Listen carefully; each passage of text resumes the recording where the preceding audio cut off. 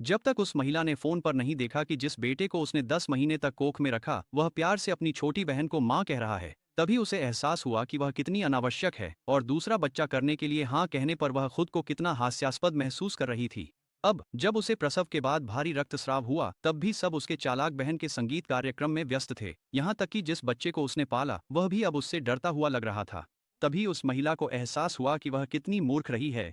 इसीलिए बच्चे के जन्म के तुरंत बाद उसने अपने पति को तलाक के लिए एक संदेश भेज दिया। जब उस आदमी ने संदेश देखने की कोशिश की तो उसकी चालाक छोटी बहन ने उसे बीच में रोक दिया। उसने जानबूझकर महिला की बदनामी की कि वह जलन करती है और नहीं चाहती कि वे उसके संगीत कार्यक्रम में जाएं। आदमी शर्मिंदा अपनी पत्नी को नजरअंदाज कर गया। लेकिन जल्द ही अस्पताल से एक कॉल आई जिसमें बताया गया कि उसकी पत्नी ने बच्चे को जन्म दिया है।